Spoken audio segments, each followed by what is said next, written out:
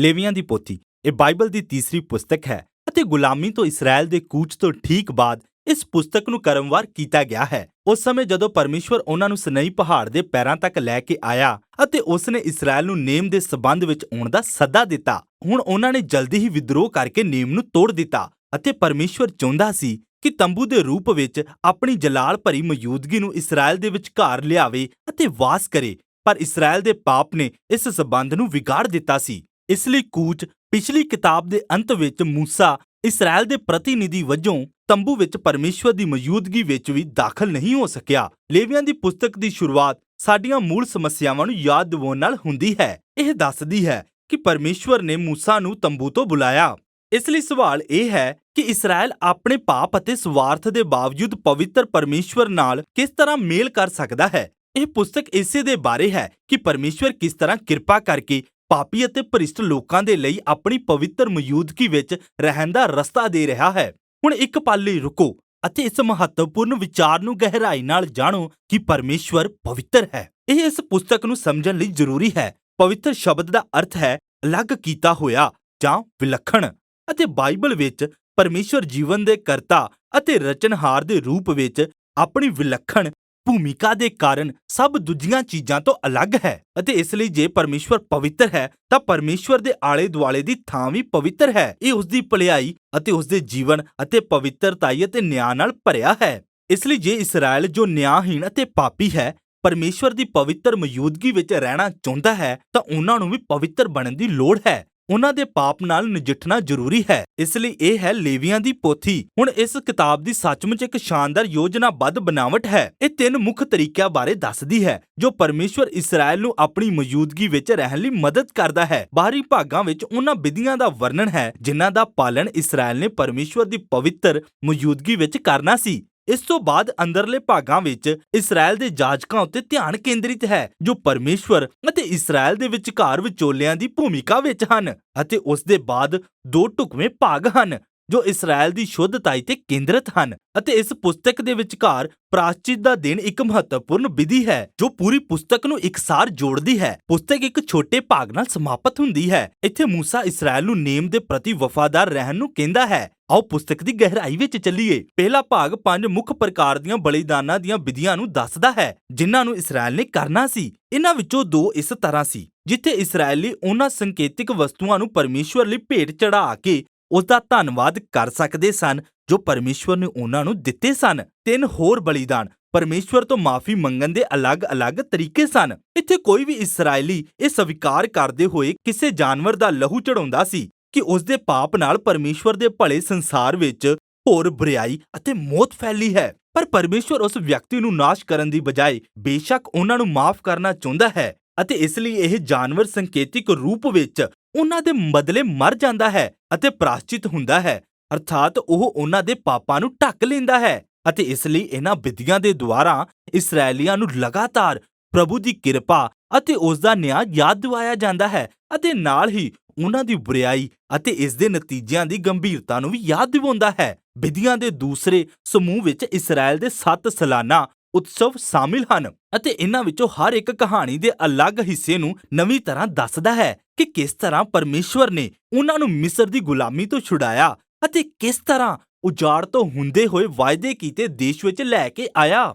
ਅਤੇ ਲਗਾਤਾਰ ਇਹਨਾਂ ਪਰਬਾਂ ਨੂੰ ਮਨਾ ਕੇ ਇਸਰਾਇਲ ਨੂੰ ਯਾਦ ਰਹੇਗਾ ਕਿ ਉਹ ਕੌਣ ਸਨ ਅਤੇ ਪਰਮੇਸ਼ਵਰ ਉਹਨਾਂ ਦੇ ਲਈ ਕੀ ਸੀ। ਹੁਣ ਇਹ ਭਾਗ ਇਸਰਾਇਲ ਦੇ ਜਾਜਕਾਂ ਬਾਰੇ ਹੈ ਜਿੱਥੇ ਹਰੂਨ ਅਤੇ ਉਸ ਦੇ ਪੁੱਤਰ ਹਨ ਜੋ ਇਸਰਾਇਲ ਦੀ ਵੱਲੋਂ ਪਰਮੇਸ਼ਵਰ ਦੇ ਹਜ਼ੂਰੀ ਵਿੱਚ ਪ੍ਰਵੇਸ਼ ਕਰਨ ਲਈ ਸਭ ਤੋਂ ਪਹਿਲਾਂ ਨਿਯੁਕਤ ਹੋਏ ਸਨ। ਅਤੇ ਫਿਰ ਇਸ ਮੇਲ ਖਾਂਦੇ ਭਾਗ ਵਿੱਚ ਸਾਨੂੰ ਜਾਜਕਾਂ ਦੀ ਯੋਗਤਾ ਦੇ ਬਾਰੇ ਦੱਸਿਆ ਗਿਆ ਹੈ। ਜਾਜਕਾਂ ਨੂੰ ਨੈਤਿਕ ਖਰਿਆਈ ਅਤੇ ਵਿਧੀ ਪਵਿੱਤਰਤਾਈ ਦੇ ਪਰਮ ਪੱਧਰ ਤੇ ਬੁਲਾਇਆ ਗਿਆ ਸੀ ਕਿਉਂਕਿ ਉਹ ਪਰਮੇਸ਼ਵਰ ਦੇ ਸਾਹਮਣੇ ਲੋਕਾਂ ਦੀ ਪ੍ਰਤੀਨਿਧਤਾ ਕਰਦੇ ਹਨ ਅਤੇ ਨਾਲ ਹੀ ਲੋਕਾਂ ਦੇ ਵਿਚਕਾਰ ਪਰਮੇਸ਼ਵਰ ਦੀ ਵੀ ਨੁਮਾਇੰਦਗੀ ਕਰਦੇ ਹਨ। ਪਹਿਲੇ ਭਾਗ ਵਿੱਚ ਅਸੀਂ ਦੇਖਦੇ ਹਾਂ ਕਿ ਹਰੂਨ ਦੇ ਪਰਿਵਾਰ ਦੀ ਨਿਯੁਕਤੀ ਦੇ ਤੁਰੰਤ ਬਾਅਦ ਜਾਜਕਾਂ ਦੀ ਪਵਿੱਤਰਤਾ ਇੰਨੀ ਵਧੇਰੇ ਮਾਇਨੇ ਕਿਉਂ ਰੱਖਦੀ ਹੈ। ਉਸ ਦੇ 2 ਪੁੱਤਰ ਸਿੱਧੇ ਪਰਮੇਸ਼ਵਰ ਦੀ ਹਜ਼ੂਰੀ ਵਿੱਚ ਜਾਂਦੇ ਹਨ ਅਤੇ ਖੁੱਲ੍ਹਮ-ਖੁੱਲ੍ਹਾ ਨਿਯਮਾਂ ਦੀ ਉਲੰਘਣਾ ਕਰਦੇ ਹਨ ਅਤੇ ਇਸ ਲਈ ਉਹ ਪਰਮੇਸ਼ਵਰ ਦੀ ਪਵਿੱਤਰਤਾ ਦੁਆਰਾ ਉਸ ਸਮੇਂ ਭਸਮ ਹੋ ਜਾਂਦੇ ਹਨ। ਇਹ ਪਰਮੇਸ਼ਵਰ ਦੀ ਪਵਿੱਤਰ ਹਜ਼ੂਰੀ ਵਿੱਚ ਰਹਿਣ ਦੇ ਵਿਰੋਧਾਭਾਸ ਦੀ ਯਾਦ ਦਿਵਾਉਂਦਾ ਹੈ ਕਿਉਂਕਿ ਇਹ ਪੂਰੀ ਤਰ੍ਹਾਂ ਭਲੀ ਹੈ। ਇਹ ਉਹਨਾਂ ਲੋਕਾਂ ਲਈ ਖਤਰਨਾਕ ਹੋ ਜਾਂਦੀ ਹੈ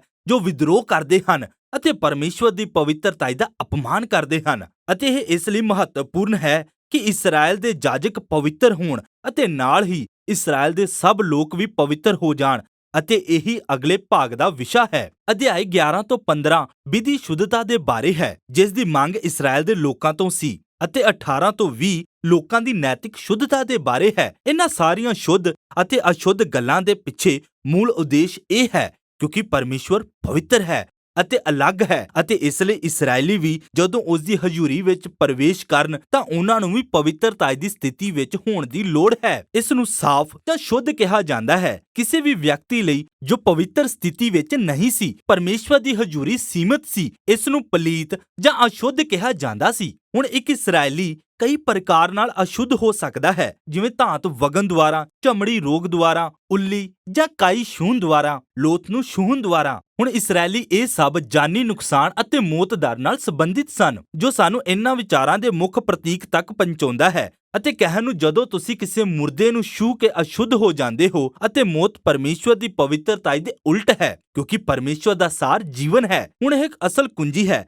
ਸਿਰਫ ਅਸ਼ੁੱਧ ਹੋਣ ਦਾ ਭਾਵ ਪਾਪੀ ਜਾਂ ਗਲਤ ਹੋਣਾ ਨਹੀਂ ਸੀ। ਇਸ ਤਰ੍ਹਾਂ ਦੀਆਂ ਚੀਜ਼ਾਂ ਨੂੰ ਛੂਹਣਾ ਹਰ ਰੋਜ਼ ਦੀ ਜ਼ਿੰਦਗੀ ਦਾ ਇੱਕ ਹਿੱਸਾ ਸੀ ਅਤੇ ਅਸ਼ੁੱਧਤਾ ਇੱਕ ਸਥਾਈ ਦਸ਼ਾ ਸੀ। ਇਹ ਸਿਰਫ 1 ਜਾਂ 2 ਹਫ਼ਤਿਆਂ ਤੱਕ ਚੱਲਦਾ ਸੀ ਅਤੇ ਫਿਰ ਖਤਮ ਹੋ ਜਾਂਦਾ ਸੀ। ਗਲਤ ਜਾਂ ਪਾਪੀ ਹੋਣਾ ਇਹ ਸੀ ਕਿ ਦੇਹ ਵਿੱਚ ਮੌਤ ਅਤੇ ਅਸ਼ੁੱਧਤਾ ਦੇ ਇਹਨਾਂ ਚਿੰਨ੍ਹਾਂ ਨੂੰ ਲੈ ਕੇ ਪਰਮੇਸ਼ਵਰ ਦੀ ਹਜ਼ੂਰੀ ਵਿੱਚ ਆਉਣਾ। ਇਸ ਤਰ੍ਹਾਂ ਨਾ ਕਰੋ। ਹੁਣ ਅਸ਼ੁੱਧ ਹੋਣ ਦਾ ਆਖਰੀ ਤਰੀਕਾ ਕੁਝ ਜਾਨਵਰਾਂ ਦੇ ਮਾਂਸ ਖਾਣ ਤੋਂ ਸੀ, ਅਤੇ ਇਸ ਭਾਗ ਵਿੱਚ ਸ਼ੁੱਧ ਭੋਜਨ ਦੇ ਨਿਯਮ ਮਿਲਦੇ ਹਨ। ਹੁਣ ਇਸ ਵਿਸ਼ੇ ਤੇ ਕਈ ਵਿਚਾਰ ਹਨ ਕਿ ਕੁਝ ਜਾਨਵਰਾਂ ਨੂੰ ਅਸ਼ੁੱਧ ਜਾਂ ਵਰਜਿਤ ਕਿਉਂ ਸਮਝਿਆ ਜਾਂਦਾ ਸੀ, ਸਫਾਈ ਨੂੰ ਵਧਾਵਾ ਦੇਣ ਲਈ ਜਾਂ ਸੰਸਕ੍ਰਿਤੀ ਪ੍ਰਤੀਬੰਧਾਂ ਤੋਂ ਬਚਾਉਣ ਲਈ। ਇੱਥੇ ਲਿਖਤ ਸਪਸ਼ਟ ਨਹੀਂ ਹੈ, ਪਰ ਇਹਨਾਂ ਸਾਰੇ ਅਧਿਆਵਾਂ ਦਾ ਮੁੱਖ ਬਿੰਦੂ ਬਿਲਕੁਲ ਸਪਸ਼ਟ ਹੈ। ਕੁੱਲ ਮਿਲਾ ਕੇ ਸੰਸਕ੍ਰਿਤੀ ਚਿੰਨ੍ਹਾਂ ਦੇ ਇੱਕ ਵਿਸਤਾਰਪੂਰਨ ਸਮੂਹ ਵਜੋਂ ਕੰਮ ਕਰਦੇ ਹਨ, ਜੋ ਇਸਰਾਇਲ ਨੂੰ ਯਾਦ ਦਿਵਾਉਂਦਾ ਹੈ ਕਿ ਪਰਮੇਸ਼ਵਰ ਦੀ ਪਵਿੱਤਰਤਾ ਉਹਨਾਂ ਦੇ ਜੀਵਨ ਦੇ ਸਾਰੇ ਖੇਤਰਾਂ ਨੂੰ ਪ੍ਰਭਾਵਿਤ ਕਰਨ ਲਈ ਸੀ। ਇਹ ਸੰਬੰਧਿਤ ਖੰਡ ਇਸਰਾਇਲ ਦੀ ਨੈਤਿਕ ਸ਼ੁੱਧਤਾ ਦੇ ਵਿਸ਼ੇ ਵਿੱਚ ਹੈ। ਇਸਰਾਇਲੀ ਕਨਾਨੀਆਂ ਤੋਂ ਵੱਖਰੇ ਰਹਿਣ ਲਈ ਬੁਲਾਏ ਗਏ ਸਨ। ਉਹਨਾਂ ਨੂੰ ਗਰੀਬਾਂ ਨੂੰ ਨਜ਼ਰਅੰਦਾਜ਼ ਕਰਨ ਦੀ ਬਜਾਏ ਉਹਨਾਂ ਦੀ ਦੇਖਭਾਲ ਕਰਨੀ ਸੀ। ਉਹਨਾਂ ਨੂੰ ਉੱਚ ਦਰ ਦੀ ਜਿਨਸੀ ਸ਼ੁੱਧਤਾ ਰੱਖਣੀ ਸੀ ਅਤੇ ਉਹਨਾਂ ਨੂੰ ਪੂਰੇ ਰਾਸ਼ਟਰ ਵਿੱਚ ਨਿਆਂ ਨੂੰ ਵਧਾਵਾ ਦੇਣਾ ਸੀ। ਹੁਣ ਪੁਸਤਕ ਦੇ ਵਿਚਾਰ ਸਾਨੂੰ ਇਸਰਾਇਲ ਦੇ ਸਾਲਾਨਾ ਪਰਬ ਪ੍ਰਾਸ਼ਚਿਤ ਦੇ ਦਿਨ ਦਾ ਲੰਮਾ ਵੇਰਵਾ ਮਿਲਦਾ ਹੈ। ਵਿਸ਼ਾ ਇਹ ਹੈ ਕਿ ਸਾਰੇ ਇਸਰਾਇਲੀਆਂ ਦੇ ਪਾਪ ਅਤੇ ਵਿਦਰੋਹ ਵਿਅਕਤੀਗਤ ਬਲੀਦਾਨਾਂ ਦੁਆਰਾ ਢੱਕੇ ਨਹੀਂ ਜਾਣਗੇ, ਅਤੇ ਇਸ ਲਈ ਸਾਲ ਵਿੱਚ ਇੱਕ ਵਾਰ ਮਹਾਜਾਜਕ 2 ਬੱਕਰਿਆਂ ਨੂੰ ਲਵੇਗਾ। ਇਹਨਾਂ ਵਿੱਚੋਂ ਇੱਕ ਸ਼ੁੱਧਤਾ ਦੀ ਭੇਟ ਕਰਕੇ ਲੋਕਾਂ ਦੇ ਪਾਪਾਂ ਲਈ ਪ੍ਰਾਸ਼ਚਿਤ ਹੋਵੇਗਾ ਅਤੇ ਦੂਸਰੇ ਨੂੰ ਭੇਟ ਦਾ ਬੱਕਰਾ ਕਿਹਾ ਜਾਂਦਾ ਸੀ। ਜਾਜਕ ਇਸਰਾਇਲ ਦੇ ਪਾਪਾਂ ਨੂੰ ਕਬੂਲ ਕਰਕੇ ਉਹਨਾਂ ਨੂੰ ਸੰਕੇਤਿਕ ਰੂਪ ਵਿੱਚ ਇਸ ਕਰਕੇ ਬੱਕਰੇ ਤੇ ਰੱਖੇਗਾ ਅਤੇ ਫਿਰ ਉਸ ਨੂੰ ਜੰਗਲ ਵਿੱਚ ਭੇਜ ਦਿੱਤਾ ਜਾਵੇਗਾ। ਫਿਰ ਤੋਂ ਇਸਰਾਇਲ ਦਾ ਆਪਣੇ ਲੋਕਾਂ ਤੋਂ ਪਾਪ ਅਤੇ ਉਸ ਦੇ ਸਿੱਟਿਆਂ ਨੂੰ ਹਟਾਉਣ ਦੀ ਇਹ ਇੱਛਾ ਇੱਕ ਸ਼ਕਤੀਸ਼ਾਲੀ ਅਕਸ਼ ਹੈ, ਤਾਂ ਜੋ ਪਰਮੇਸ਼ਵਰ ਸ਼ਾਂਤੀ ਨਾਲ ਉਹਨਾਂ ਵਿੱਚ ਰਹਿ ਸਕੇ। ਇਹ ਪੁਸਤਕ ਮੂਸਾ ਦੁਆਰਾ ਇਸਰਾਇਲ ਨੂੰ ਨੇਮ ਦੇ ਸਭ ਨਿਯਮਾਂ ਦੇ ਪ੍ਰਤੀ ਵਫਾਦਾਰ ਰਹਿਣ ਦੇ ਸੱਦੇ ਨਾਲ ਸਮਾਪਤ ਹੋ ਜਾਂਦੀ ਹੈ। ਉਹ ਸ਼ਾਂਤੀ ਅਤੇ ਬਹੁਤਾਇਤ ਦੀਆਂ ਬਰਕਤਾਂ ਦਾ ਵਰਣਨ ਕਰਦਾ ਹੈ ਜੋ ਇਸਰਾਇਲ ਨੂੰ ਇਹਨਾਂ ਸਾਰੇ ਨਿਯਮਾਂ ਦੇ ਪਾਲਣ ਕਰਨ ਦੁਆਰਾ ਪ੍ਰਾਪਤ ਹੋਵੇਗੀ। ਉਹ ਉਹਨਾਂ ਨੂੰ ਚੇਤਾਵਨੀ ਵੀ ਦਿੰਦਾ ਹੈ ਕਿ ਜੇਕਰ ਉਹ ਵਿਸ਼ਵਾਸਘਾਤੀ ਅਤੇ ਪਰਮੇਸ਼ਵਰ ਦੀ ਪਵਿੱਤਰਤਾ ਦਾ ਅਪਮਾਨ ਕਰਦੇ ਹਨ ਤਾਂ ਇਹ ਵਿਨਾਸ਼ਪੂਰਨ ਹੋਵੇਗਾ, ਅਬਰਾਹਮ ਨਾਲ ਵਾਅਦੇ ਕੀਤੇ ਦੇਸ਼ ਤੋਂ ਕੱਢੇ ਜਾਣ ਦਾ ਕਾਰਨ ਹੋਵੇਗਾ। ਹੁਣ ਜੇਕਰ ਤੁਸੀਂ ਦੇਖਣਾ ਚਾਹੁੰਦੇ ਹੋ ਕਿ ਕਿਸ ਤਰ੍ਹਾਂ ਲੇਵੀਆਂ ਦੀ ਕਿਤਾਬ ਵੱਡੀ ਕਹਾਣੀ ਵਿੱਚ ਢੁਕਵੀਂ ਬੈਠਦੀ ਹੈ, ਤਾਂ ਬਾਈਬਲ ਦੀ ਅਗਲੀ ਪੁਸਤਕ ਗਿਣਤੀ ਦੇ ਪਹਿਲੇ ਵਾਕ ਨੂੰ ਦੇਖਣਾ ਹੋਵੇਗਾ, ਜੋ ਯਹੋਵਾ ਦੁਆਰਾ ਤੰਬੂ ਵਿੱਚ ਮੂਸਾ ਨਾਲ ਗੱਲ ਕਰਨ ਤੋਂ ਸ਼ੁਰੂ ਹੁੰਦੀ ਹੈ। ਤਾਂ ਅਸੀਂ ਦੇਖ ਸਕਦੇ ਹਾਂ ਕਿ ਮੂਸਾ ਹੁਣ ਇਸਰਾਇਲ ਦੀ ਵੱਲੋਂ ਪਰਮੇਸ਼ਵਰ ਦੀ ਹਜ਼ੂਰੀ ਵਿੱਚ ਪ੍ਰਵੇਸ਼ ਕਰਨ ਦੇ ਯੋਗ ਹੈ। ਲੇਵੀਆਂ ਦੀ ਪੋਥੀ ਨੇ ਕੰਮ ਕਰ ਦਿੱਤਾ। ਇਸ ਲਈ ਇਸਰਾਇਲ ਦੀ ਅਸਫਲਤਾ ਦੇ ਬਾਵਜੂਦ ਪਰਮੇਸ਼ਵਰ ਨੇ ਲੋਕਾਂ ਦੇ ਪਾਪਾਂ ਨੂੰ ਢੱਕਣ ਦਾ ਤਰੀਕਾ ਪ੍ਰਦਾਨ ਕੀਤਾ ਹੈ, ਤਾਂ ਕਿ ਪਰਮੇਸ਼ਵਰ ਸ਼ਾਂਤੀ ਨਾਲ ਪਾਪੀ ਲੋਕਾਂ ਵਿੱਚ ਰਹਿ ਸਕੇ। ਅਤੇ ਲੇਵੀਆਂ ਦੀ ਪੋਥੀ ਦੇ ਬਾਰੇ ਵਿੱਚ ਬਸ ਇੰਨਾ ਹੀ।